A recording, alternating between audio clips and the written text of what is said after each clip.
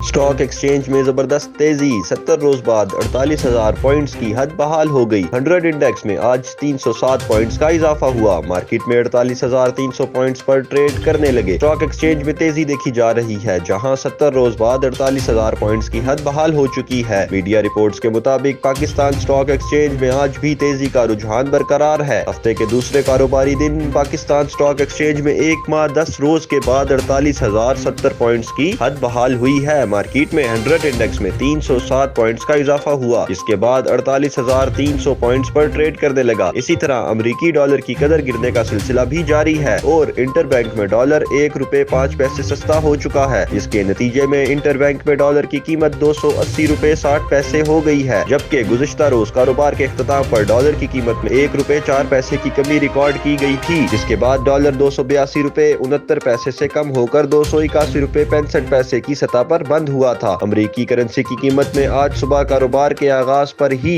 ₹1.14 کی کمی ہوئی اور یہ سلسلہ کاروباری دن کے اختتام تک برقرار رہا۔ عاشر تنویر، حق نیوز، اسلام آباد۔